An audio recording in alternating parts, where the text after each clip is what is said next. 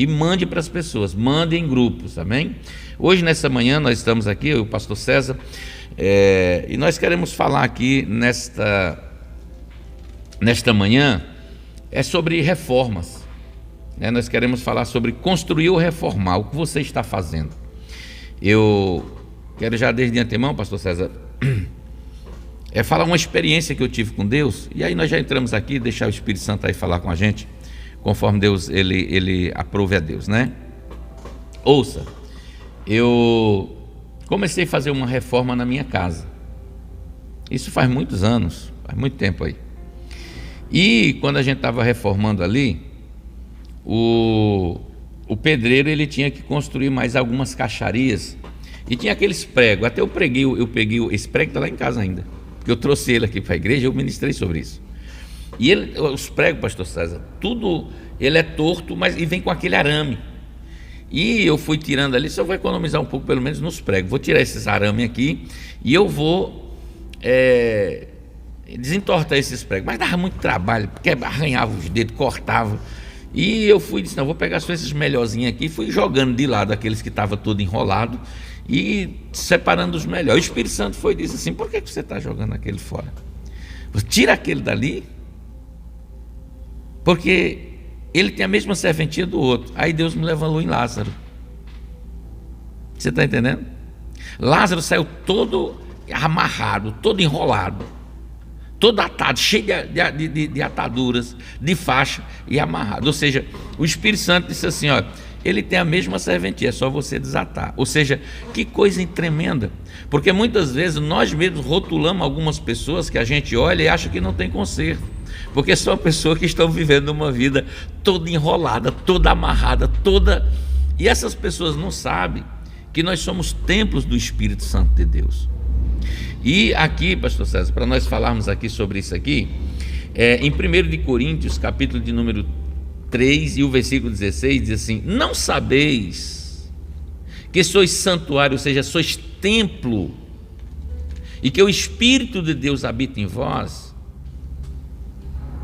Ou seja, nós somos o templo do Espírito, nós somos a casa de Deus.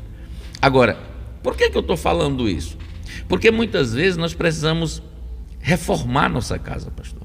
Nós precisamos reformar. Eu sempre digo que o seguinte, muitas pessoas que às vezes nunca fizeram uma reforma, e quando se faz reforma, por que se faz uma reforma? Porque você construiu, você viu que o espaço ficou curto ou pequeno, ou que muitas vezes você construiu e as finanças não alcançaram o objetivo que você tinha. Então você desconstrói algo que você construiu para você construir algo muito melhor. O que nós precisamos entender na nossa casa espiritual é que muitas vezes você vem anexando tantas coisas durante anos. A gente vem edificando coisas erradas. Coisas que muitas vezes não tem relevância nenhuma e significado nenhum para esse tempo que nós estamos vivendo hoje já, né, tendo conhecimento de quem é Deus. Então a gente muitas vezes tem que desconstruir, a gente tem que reformar. E como é que nós começamos a reformar? O que nós devemos fazer? Quais alguns exemplos que nós temos na Bíblia que nos dá ao entendimento que nós precisamos construir num lugar sólido, onde nós precisamos olhar o que representa os muros de Jerusalém que estava em ruínas? Como é que nós vamos consultar? Como é que nós vamos saber? E a gente muitas vezes acha, mas isso aí, essa palavra, ela não faz muito sentido na minha vida. Sim, faz sentido, pastor, porque Deus, ele não coloca nada novo em odre velho. Perfeitamente. A palavra de Deus, ela é gloriosa. Quando nós sabemos, como o senhor leu ali, que nós somos o templo do Espírito Santo de Deus, e esse templo do Espírito Santo de Deus, embora sejamos nós, ele é construído por Deus. Exatamente. Precisamos ter esse entendimento. O homem não constrói para Deus. Na verdade, Deus constrói no homem, né? Tanto que Salmo 127:1 é claro, quando diz que se o Senhor não edificar a casa, em vão trabalhos que edificam, né? Exatamente. Então, trabalhar vem de Deus. Agora, nós precisamos, com clareza, ter um entendimento de que precisamos estar abertos para esse novo de Deus, para essa reconstrução. Eu sempre falo que Deus na concepção de reconstrução, ele quebra e faz de novo, porque é o oleiro, né? Deus, lá em Jeremias 18, fala claramente que ele estava fazendo o vaso, e o oleiro estava fazendo o vaso, e ele simplesmente desfez e fez de novo. E ele fez do mesmo barro. Exatamente, do mesmo barro. Então, quer dizer, ele usou do mesmo material. Vamos entender, Deus, como o senhor leu ali, Deus pega aquelas coisas que não são, não é? Para fazer exatamente o que ele tem para fazer, porque ele é o Deus da construção. Então, exatamente. Agora, o que é necessário? É necessário estarmos disponíveis, abertos e prontos para o novo de Deus. Esse é o grande problema do homem, não é? Se ele vai estar disposto para aquilo que Deus quer fazer, né? Se é a vontade de Deus ou a dele, porque muitas vezes essa construção que o senhor está falando, essa reforma, eu particularmente penso assim, pastor, reforma é canseira, porque eu prefiro... É prejuízo dobrado. É prejuízo dobrado, porque essa coisa de reformar, eu penso que Deus não trabalha com reforma, ele transforma. Tá entendendo? Porque, vamos pensar, você pegar uma pessoa que veio do mundo, não é? Como nós viemos, cheio de hábito, mania, cheio de traquejos e muitos vícios, né? E reformar uma canseira dessa vai dar BO. É melhor transformar, fazer nascer de novo. Né? Mas essa é a ideia, né? Que Deus pega aquilo que já é. Não, eu coloquei a palavra reforma porque ele pegou o oleiro ali, ele pegou o mesmo barro, ele não jogou fora o barro. Então é o seguinte... Ele pegou a matéria-prima já existente.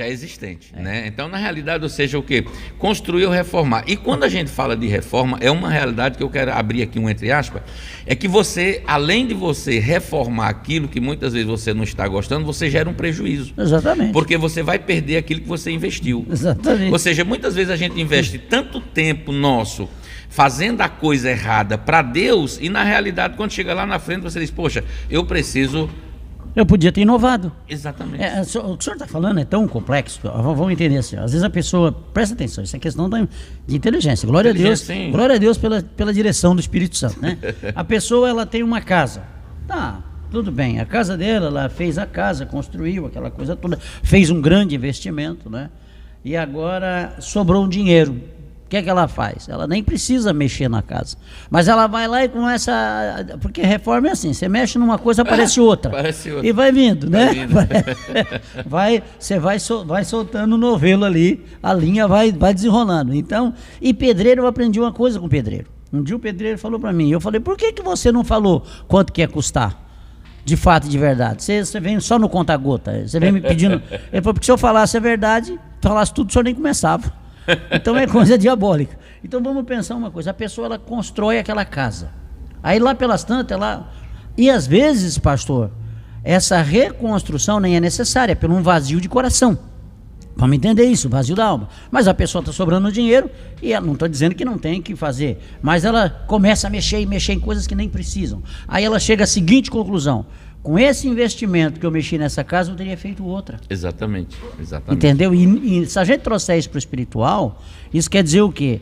Poxa vida, o que eu vou fazer para Jesus, eu teria feito muito mais com tudo aquilo que eu investi nisso. Exatamente. Né? Se eu tivesse simplesmente pedido talvez a direção do Espírito Santo, ou me abrisse para o novo de Deus, porque é o que o senhor falou, Deus, ele não vai colocar vinho novo em odre velho. Exatamente.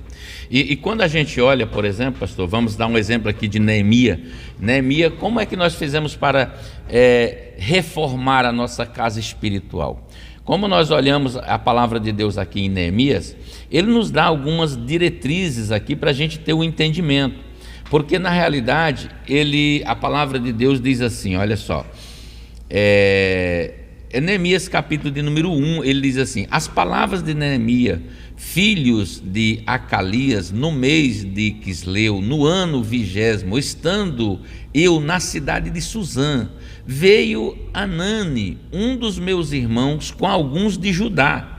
Então lhe perguntei pelos judeus que escaparam e que não foram levados para o exílio, ou seja, para o cativo, né? Acerca de Jerusalém. Ele perguntou como é que estava. Disseram-me, os restantes que não foram levados para o exílio e se acham na província estão em grande miséria e desprezo. Os muros de Jerusalém estão derribados e as suas portas queimadas.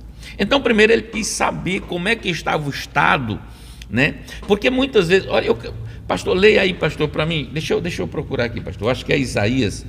Deixa eu procurar aqui, para mim não sair dali. É Isaías 60, se não me falha a memória, 18. Isaías 60, 18. Porque tem tudo a ver, esses muros tem tudo a ver com proteção. Esse muro tem a ver com aquilo que nós vamos preparar para nos guardar, para nos proteger, porque fala de proteção, os muros falam de proteção. A reforma que muitas vezes nós fizemos na nossa casa espiritual, nós precisamos dessa reforma para quê? Para que nós possamos estar protegendo a nossa casa espiritual, para que nós não venhamos cair. O inimigo, quando ele vem, a Bíblia diz que ele está ao nosso derredor, rugindo como um leão, procurando alguém para que possa devorar. Você já imaginou se os muros estiverem ruínas, se a nossa casa estiver com os muros caídos, como é que vai ficar? É Isaías 60, 18. Isso. Nunca mais se ouvirá de violência na tua terra, de desolação ou destruição nos teus termos, mas os teus muros chamará salvação e as tuas portas louvor. Olha só, os muros ali podem chamar salvação. E os muros que nós temos que restaurar, pode ser os muros da oração, pode ser os muros do jejum, pode ser o muro da salvação, pode ser o muro do louvor, porque nunca mais vai cair esses muros quando nós fizermos uma reforma, começando como ele começou aqui, Neemias, em Deus, pastor. Porque quando chega no versículo de número 4, assim, ó, tendo ouvido estas palavras, assentei-me e chorei, e lamentei por alguns dias, estive jejuando e orando perante o Deus dos céus. Que coisa tremenda. Exatamente, é tremendo mesmo, porque, vamos entender, Neemias, ele era um copeiro do rei. Exatamente. Neemias não era profeta, não era pregador, ele era um copeiro, e ele estava numa situação de vantagem. Enquanto o povo estava vivendo uma situação complicada, em função da escravidão, em função do domínio babilônico, e da situação do povo, ele estava numa situação confortável, porque ele comia da mesa do rei. Na verdade, ele comia primeiro que o rei e o melhor. E o melhor. Entendeu? Primeiro ele comia. Ele era o degustador do rei, né? Bom, se tivesse veneno também, ele era o primeiro. Ele era o primeiro, né? É uma vantagem e uma grande desvantagem. Mas o que me chama a atenção, pastor Leonilson, é que é o seguinte: Neemias, ele ficou absolutamente inconformado com a situação. Muitas vezes as pessoas precisam se conformar com essa situação de muro caído, muro quebrado, muro rachado, muro desfeito, muro pela metade. E nós estamos falando, olhando pelo espiritual, trazendo para o espiritual. Esquece muro físico. Material, areia, cal, cimento. Não tem nada a ver, nós estamos falando de muro espiritual. Então veja bem, ele ficou inconformado e não era com a situação dele, é com a situação do povo. Então, a partir do momento, não é que ele ficou sabendo dessa situação de miséria, de grande miséria, desprezo com Jerusalém, a cidade do grande rei, não é? Ele ouvindo essa situação, essa razão, o que ele fez? Ele se assentou, ele parou, ele buscou, a palavra fala que chorou, ele teve compaixão do povo dele. Exatamente. E é isso aqui. Essa situação de querer saber da situação do outro. Neemias, ele podia ficar assim, indiferente, à parte, a quem. Não, isso não é problema meu. Pouca farinha, meu pirão, entendeu? Primeiro, eu estou comendo na mesa do rei, e outra exatamente. Coisa do melhor ainda. O Isaías, quando falou para Ezequias, quando ele falou para Ezequias, que tudo aquilo que o Ezequias mostrou para aqueles visitantes que estavam visitando, era o povo da Babilônia, de que numa situação futura eles viriam e levariam tudo, e que os filhos seriam presos, levados cativo, e seriam feitos eunucos na cidade do rei da Babilônia. O Ezequias disse, é boa essa palavra, né? Porque eu não vou estar mais aqui, que se dane. Diferente aqui de Neemias. Neemias não, ele ficou inconformado. Se compadeceu com a situação, pastor, que o povo estava vivendo. E é isso que Deus quer ver no pai, é isso que Deus quer ver no marido, é isso que Deus quer ver nesse homem de Deus, nessa mulher de Deus, nessa pessoa que confessa Jesus como Senhor. Que ele olhe para a situação do outro e fala assim, não tem como esse muro ficar quebrado. Não tem como essa situação ficar... Até porque, pastor, você leu agora em Isaías 60, o versículo 18, que esse muro ele representa a nossa salvação. Perfeitamente. E as portas de louvor. Porta do Quer louvor. dizer, entra por salvação, louvando, adorando. Exatamente. Entendeu? Então isso é tremendo. Então, dentro disso aqui, como o senhor trouxe com muita sabedoria essa palavra, né, sobre a edificação dos muros, nós precisamos saber qual é o tipo de estrago. Por quê?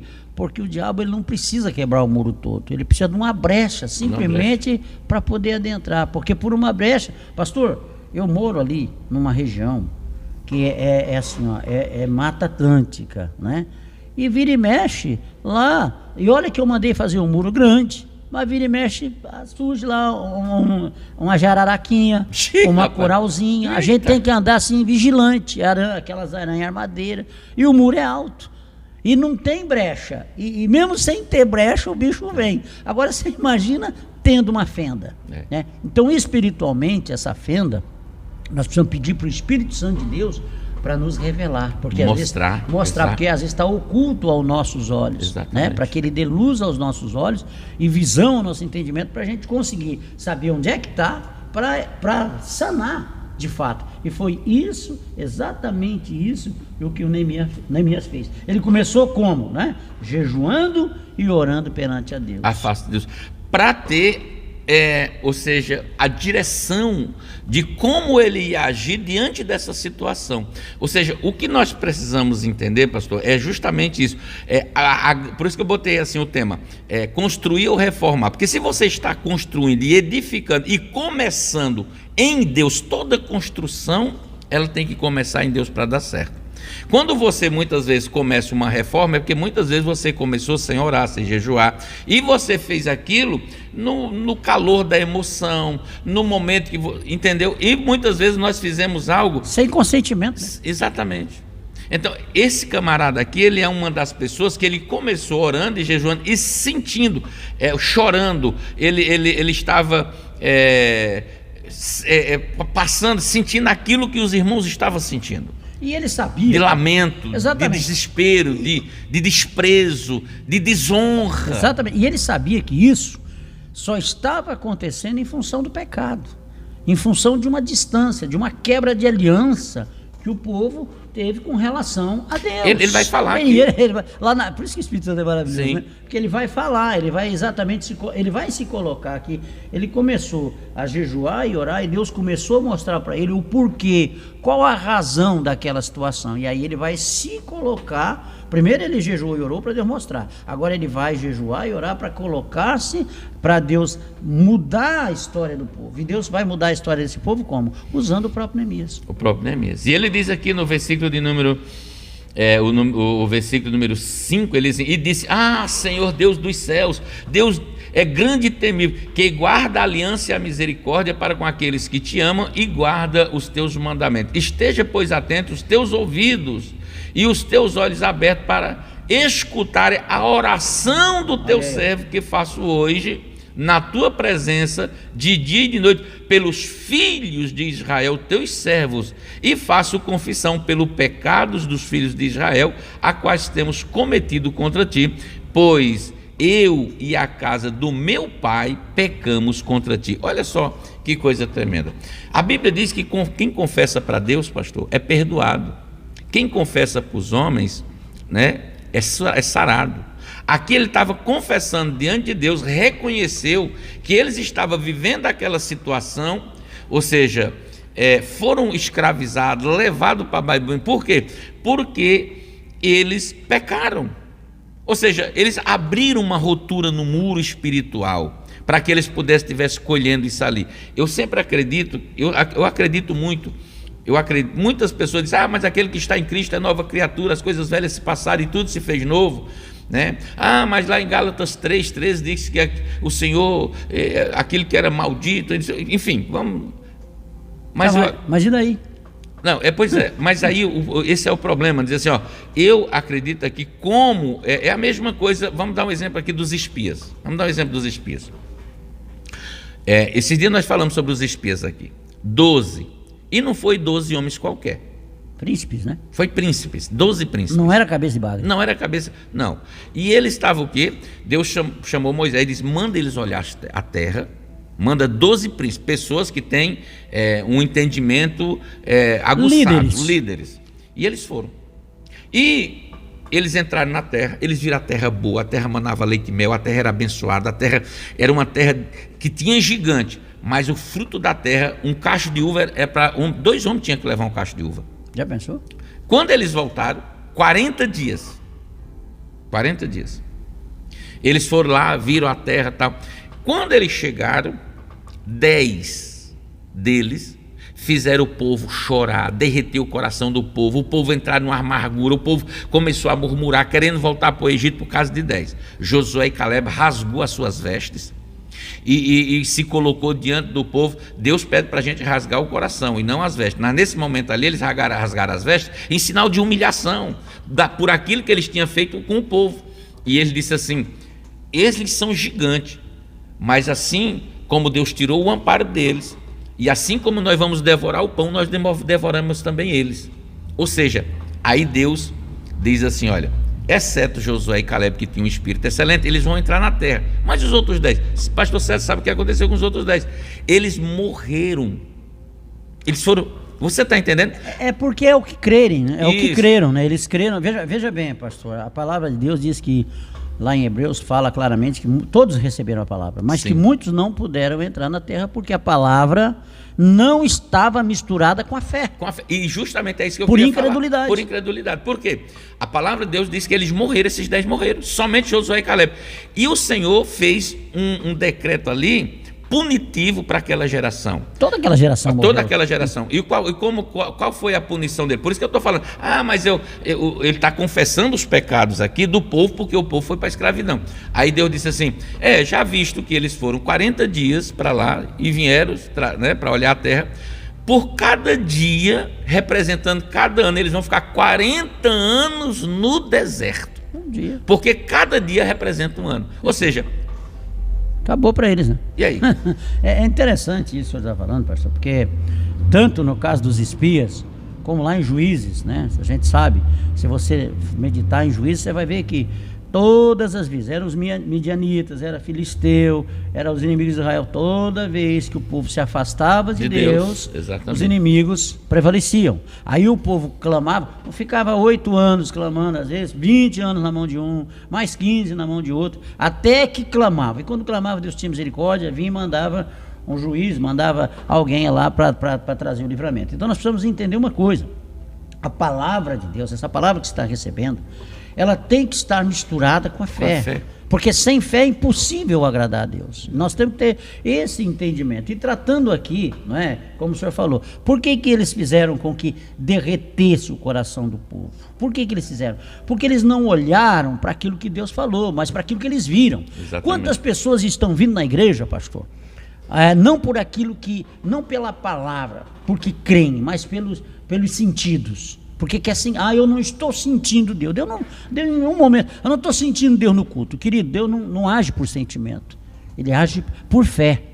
Então nós precisamos entender, às vezes não estou sentindo nada, mas se Ele falou que Ele vai estar onde estiver 2 ou 3 reunidos, quem falou? Foi Deus que falou, então pronto, final, não tem conversa. Ele falou que vai estar, eu sentindo arrepio, não sentindo arrepio, Ele vai estar do mesmo jeito. Exatamente. Não depende dos meus arrepios. Porque as pessoas muitas vezes elas querem sinais, elas querem emoção, elas querem andar pelo massagear o ego, pastor, porque Exatamente. Na realidade eles preferem ouvir uma palavra de um homem do que deixar de ouvir a palavra de Deus, aquilo que está na palavra. Coach, porque o coach às vezes ele sabe tratar com a psicologia do negócio, entendeu? E ele vai alisar. Não é? É como o diabo, ele vai vindo devagarinho. É aquele sapatinho de algodão, aquela luvazinha, então ele vai massageando. E é interessante, né? Que é como eu vi uma vez um pastor falando e eu achei interessante, que você pega um sapo, coloca ele dentro de uma água assim morninha e dentro de um do fogo, daquele chamado banho-maria. Banho-maria? É banho-maria. Banho-maria, né? É banho-maria, não é banho-maria. É banho-maria. É banho-maria. É que o homem, né? Então, você coloca... boi para banho. Tá perto. Tá perto ali. Maria tá junto. Tá junto. Então você... Importante é a Maria. Então você coloca naquele banho-maria e ele vai indo. E ali ele é assadinho sem perceber. E assim, não é? Muitas vezes as pessoas elas estão sendo, levando agora para o lado sério, elas estão sendo levadas, infelizmente, ao inferno, devagarinho, porque o senhor falou um dia aqui, eu achei muito interessante, o diabo não tem pressa ele não tem em pressa. manter a pessoa daquele nível que ele está, sabendo que naquele nível que ele está, o final é a morte. E nós sabemos que ele é o ladrão do tempo, né?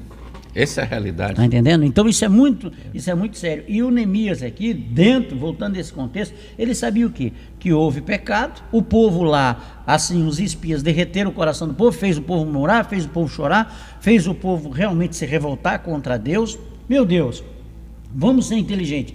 Fazer o que Deus fez, tirando aquela geração, da maneira como Deus tirou, matar Faraó do jeito que matou, com os exércitos, tudo, e mesmo assim, sinais e maravilhas, mesmo assim o povo ainda contender, ser rebelde, questionar, né? Dizer que agora tem gigante, que gigante poderia ser maior do que Faraó e toda a sua estrutura do inferno. E o problema, pastor, aqui me chama a atenção nessa história, quando você lê 1 Coríntios, capítulo 10, ele vai fazer um relato de tudo aquilo que aconteceu, ou seja, que nós sabemos também Exatamente. Que tudo aquilo que aconteceu naquela época era sombra das coisas que viriam.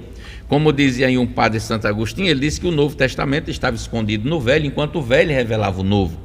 Então, ou seja, é um compêndio onde você vê que era sombra das coisas que viriam. Sim. E ali, em 1 Coríntios, ele vai falar ali de 5 pecados que os pessoal cometeram naquela época. Uma delas foi tentar a Deus. Isso eles tentaram a Deus, né? Então, assim, o que nós estamos falando? Construir ou reformar? A gente falando de uma reforma, irmão, e essa reforma a gente tem que fazer na nossa vida, pastor. Porque muitas vezes nós vamos ficando tão cascudo, sabe, as coisas vão acontecendo, você muitas vezes vai ficando com o coração muitas vezes endurecido, muitas vezes vem tantas coisas na nossa vida, você para de orar, você para de jejuar, você para de permanecer na presença de Deus, você para de perseverar. Você entra no automático, né? No automático. No piloto automático. No piloto e você automático. acha que Deus age no automático, não é assim, não. Aí quando a gente muitas vezes, chega lá na frente, a gente para. Eu já fiz muitas vezes isso, pastor. Muitas vezes você tem que parar. Muitas vezes você tem que parar e você tem que regressar, voltar. Irmão, não é feio nenhum voltar não, pastor. Não. Você precisa voltar, tá entendendo? Voltar, se posicionar, né? Para que você possa ir mais longe. Porque se nós não fizermos isso, a palavra de Deus diz aqui em Ezequiel 22:30, ele diz assim: busquei dentre eles um homem que tapasse o muro e se colocasse na brecha perante mim. Olha só. A favor desta terra, a favor desta nação, a favor da minha casa, a favor da minha família, para que eu não destruísse, mas ninguém eu achei. Um intercessor dentre os milhares. Exatamente, ou seja, fala lá em Jó 33. Porque o muro aqui, e muitas pessoas da nossa casa, não tem o entendimento que o pastor tem. Você que está nos ouvindo aí, você que está clamando pela sua casa, pela sua família, você está na igreja e muitas vezes você gostaria que as pessoas fossem igual a você. Eles não chegou no nível que você está ainda. Exatamente. Deus, ele está dizendo assim, ó, é momento de você reformar, é momento de você, porque isso aqui envolve salvação, louvor, adoração. Por isso que Neemias, pastor, dentro desse contexto que você está Sim. falando, ele orou. Ele orou. jejuou, por quê? Foi a maneira de interceder por aquele povo. Como o senhor falou, a pessoa não tem o mesmo entendimento. Tá bom, você não tem o mesmo entendimento, você não tem o mesmo conhecimento, você não tem a mesma profundidade, mas orar sabe. Interceder sabe, dizer, Senhor, tem misericórdia do meu marido, tem misericórdia da minha esposa, tem misericórdia do meu filho, Pai, me ajuda. Então, isso é muito sério. E o senhor falou uma coisa aí, pastor, sobre Deus, sobre parar. Eu tive uma ocasião em que eu passei por uma situação em que a minha esposa, ela estava grávida e, na verdade, ela foi fazer um exame de rotina e nesse exame de rotina, o doutor, na época, acho que o doutor Lírio, hoje falecido, ele falou assim, olha, o bebê Ele deu a notícia de uma forma assim, bem... Ele foi muito sábio, né? Mas o bebê está sem o batimento cardíaco, ou seja, estava morto, né? E é interessante que... O que aconteceu? A gente estava passando numa época difícil, uma época apertada, uma época... E a minha esposa, e tinha que depois ir lá para o Marieta fazer aquela questão todo aquele trabalhar lá, né? Então, e eu fui, nós fomos. E teve uma madrugada que ela estava lá no 5º andar e eu estava lá embaixo numa escada, esperando. Era umas 3 horas da manhã e eu estava orando. Eu falava, Deus, eu estou na palavra, estou pregando, estou fazendo a obra. E por que as coisas estão acontecendo? Eu queria saber o porquê e não para quê. Muitas vezes a gente quer saber porquê, Deus não explica o porquê. É para um determinado propósito que você só vai saber tempos depois. É o parar de Deus. Exatamente. E eu estava lá, 3 horas da manhã, e me veio um rapaz, não é? Com um rapaz de terno assim, veio na minha direção, com uma Bíblia na mão. Estava só eu e ele ali, pastor. Eu sentado na escadaria do lado de fora ali do Marieta, naquela avenida ali, e aquele rapaz veio na minha direção e olhou para mim e disse, olha, eu estava lá no Morro da Cruz orando e o Espírito Santo mandou eu vir aqui falar uma coisa para você. Deus mandou falar para você que ele para o homem quando quer, do jeito que quer, porque ele tem propósito. E Deus mandou dizer para você que ele parou você, para você saber que ele é Deus. Pastor, ele estava do lado de baixo assim, eu em cima da escada. Sabe que dá uma vontade de pular com os 2 pés, dar uma voadora nas costas dele? Porque você está numa magrela danada, você está numa situação de aperto. A pessoa vem e você pensa que você vai ouvir uma palavra de alívio. Não, mas a pancada é maior ainda. Para fazer o quê? Para quebrar a sua estrutura, para que essa reforma seja feita de uma forma transformadora da parte de Deus, para que você seja mudado no seu caráter, no seu entendimento, para que Deus possa operar. Deus, ele vai trabalhar. Deus não vai fazer uma obra, pastor, num templo quebrado. Ele não vai fazer, ele vai trabalhar na estrutura. Quando o senhor vai fazer uma construção nova, a primeira coisa, um prédio, primeiro ele desce para baixo, vai ter que descer para baixo é bom, mas primeiro ele tem que descer para depois ele ser levantado. Exatamente. Entendeu? E é isso que muitas vezes nós não aceitamos. Por quê? Porque o muro, ele está às vezes rachado em cima, mas o problema está na estrutura. E Deus vai trabalhar nessa estrutura. Então isso é muito complexo da parte de Deus. E eu acho interessante quando Neemias diz no 7 assim, ó, de todo nós corrompemos contra ti e não guardamos os mandamentos, nem os estatutos e nem os juízos que ordenaste a Moisés teu servo.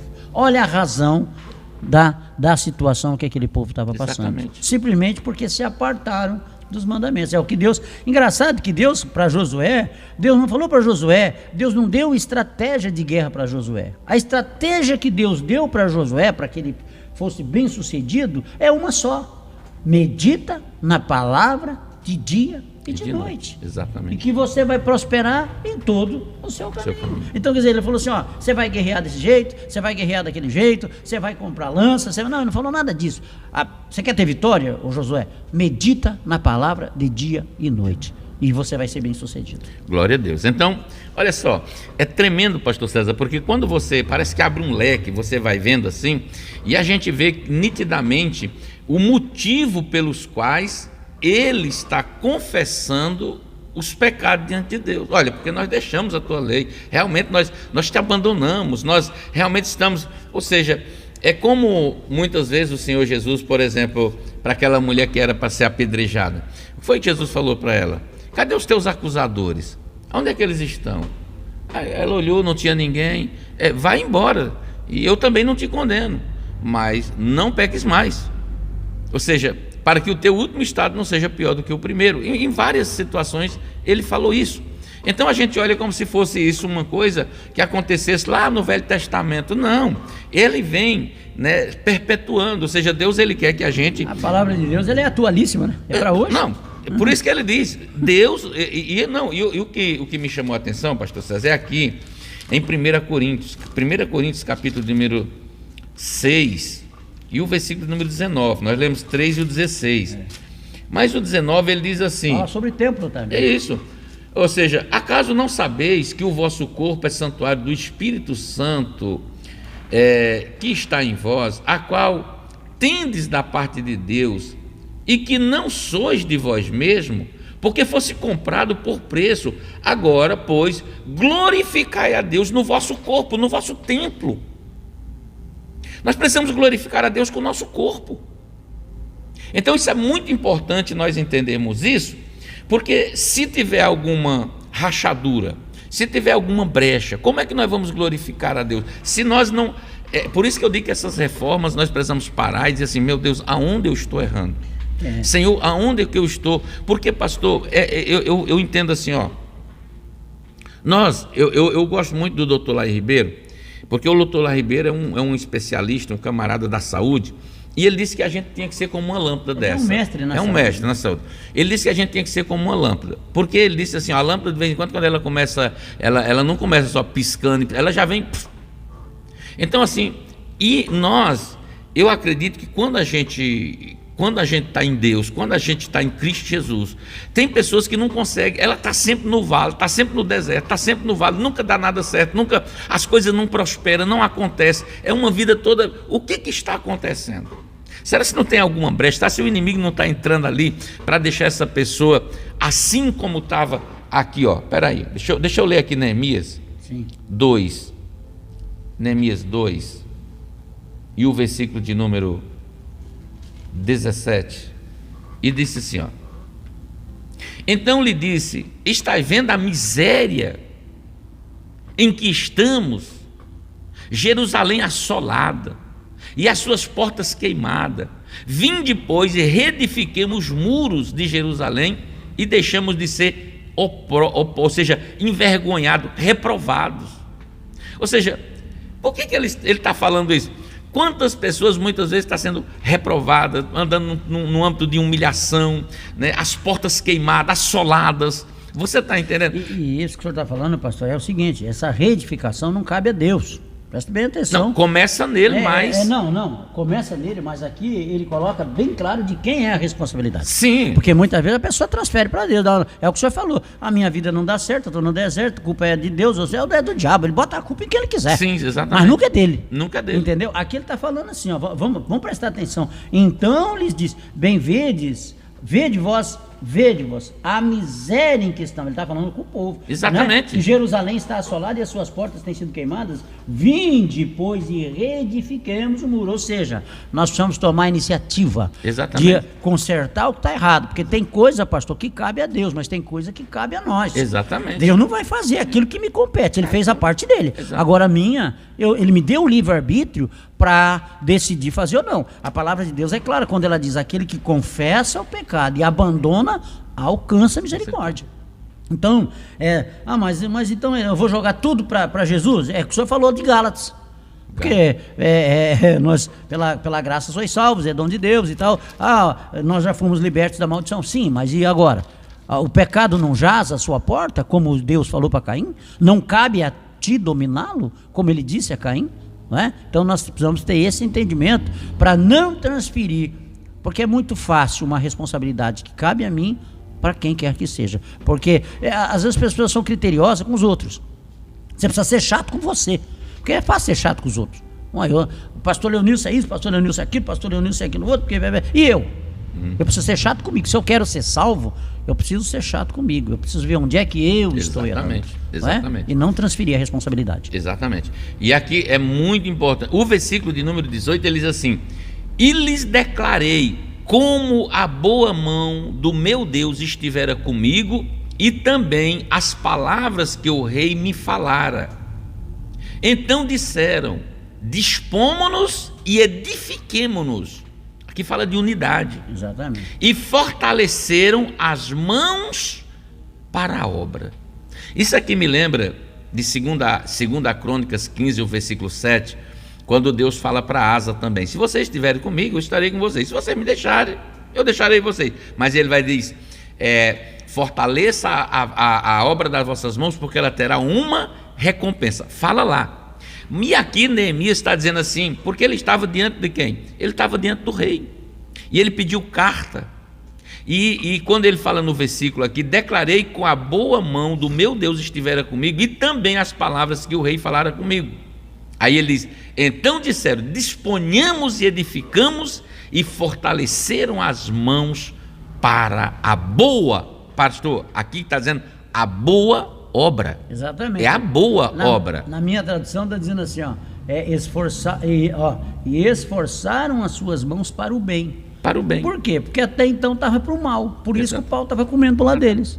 E justamente essa boa obra que nós estamos falando aqui, é que se você está fazendo uma obra que ela não está boa, você vai precisar reformar.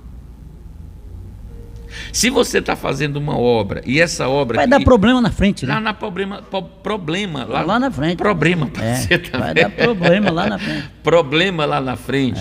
E os problemas, pastor, aqui são a miséria, que ele viu aqui nitidamente. Estás vendo a miséria em que está assolado? Ou seja, vamos entender, por que tem muitas pessoas que não prosperam, não vai para frente, não tem paz? A falta de comunhão com Deus gera miséria, pastor. Exatamente, pastor.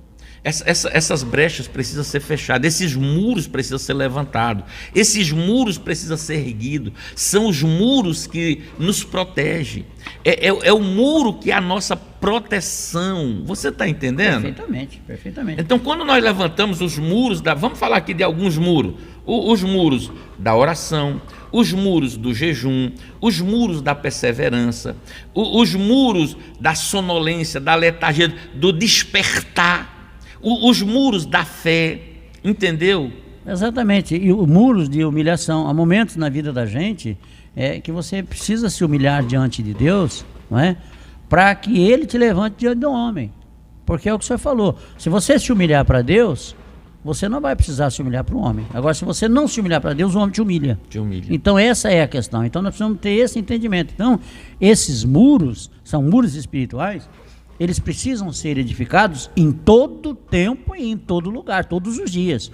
Todos os dias eu tenho que estar ali, eu tenho que estar reparando como é que está a minha construção. Porque a palavra de Deus fala lá em Coríntios, né? Em 1 Coríntios fala sobre de que maneira nós estamos edificando a obra. Palha, feno, ouro, madeira. De que maneira? Como é que está saindo essa? Como é que vai terminar essa obra? No momento em que ela for provada pelo fogo, o que vai subsistir? O que vai permanecer?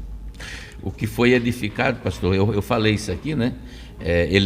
Primeiro ele fala sobre ouro, prata ou pedras preciosas. Exatamente. Depois ele fala sobre madeira, feno ou palha. Então, quando ele fala de ouro, prata e pedras preciosas, isso são coisas duráveis.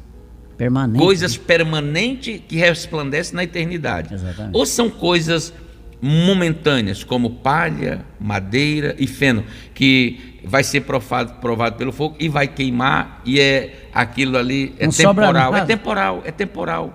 São coisas temporais que vai passar. Então nós precisamos edificar a nossa casa espiritual naquilo que realmente vai fazer toda a diferença.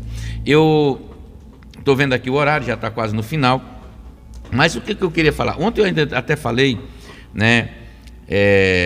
Eu tive a oportunidade de falar, porque ontem eu fui num velório de um vizinho meu, com 85 anos, um homem forte, tá, né? E ele veio a falecer assim rapidinho, a coisa foi bem rápida. E eu comecei a falar porque as pessoas queriam saber onde é que a pessoa estava, como é que a pessoa partiu com Deus, se não partiu, se realmente era a pessoa. E eu disse, irmãos, é o seguinte, a palavra de Deus diz, ela é bem clara. Ao homem está ordenado morrer uma só vez, depois disso vem o juízo. Ou seja, o que o camarada fez aqui, não adianta que ele não vai ter vela, lâmpada, nada que se fizer depois que ele... Aquilo que está ali é da terra, o que é do céu já foi e acabou. Né? Então é o seguinte, é assim que a gente tem que saber entender como é que nós vamos estar em Deus. Ou quando Jesus vir nos buscar, nós estamos ali com o muro ali todo rachado, entrando água, saindo e coisa, ou nós vamos estar diante de Deus. Esse muro são as vestes, né, pastor? As vestes. Né?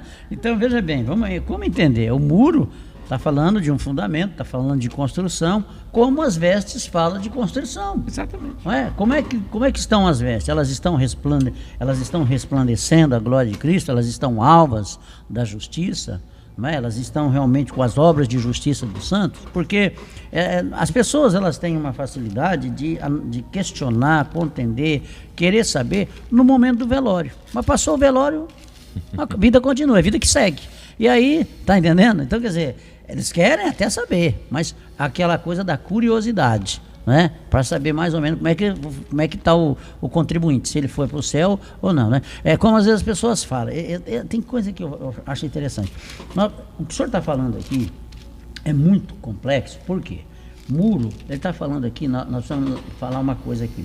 A primeira coisa que precisa pensar, eu preciso me arrepender para que Deus possa trabalhar nessa construção, entendeu? Então, uma das coisas que nós estamos vendo nos dias de hoje é essa questão de arrependimento, pastor. Quando se fala hoje qualquer coisa, as pessoas... Vamos falar sobre arrependimento amanhã? Podemos falar. Pode ser amanhã? Pode, porque assim, ó, o que está acontecendo? Quantas vezes eu já ouvi isso?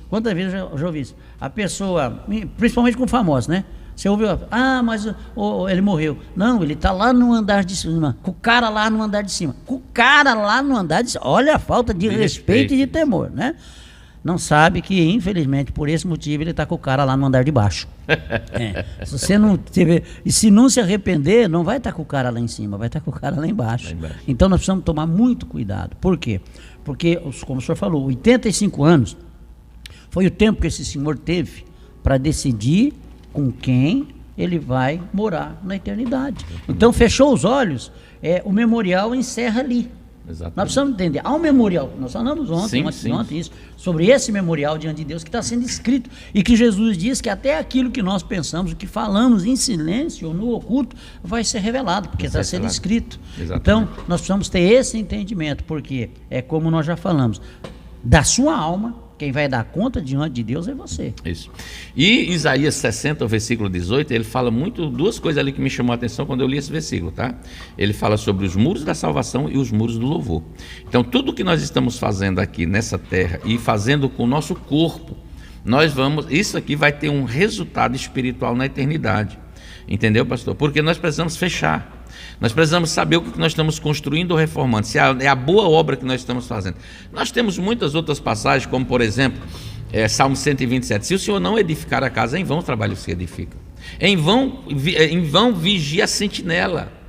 Se o Senhor não guardar a cidade, ou seja, a proteção, se Deus não proteger, se os muros não estiverem sendo guardados por Deus, você está entendendo? A coisa não funciona. Exatamente. Ele é o nosso refúgio, a nossa fortaleza, ele é a nossa torre alta, né? Ele é o nosso amparo.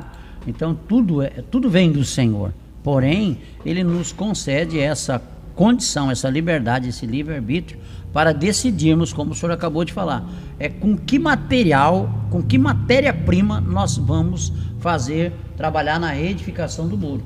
Pedras preciosas, ouro, prata, feno, palha ou madeira. Exatamente. Né? Interessante. E é desse jeito. Então, gente, olha só, eu quero nesse momento aqui já fazer aqui um encerramento, mas antes de fazer o encerramento, eu gostaria de convidar você, mulher que está aí nos assistindo. E é isso aí, pessoal. Encerramos então a nossa programação deste dia, falando sobre reforma. Que Deus abençoe a sua vida, em nome de Jesus, amém? Pense nisso e o nome do Senhor será glorificado.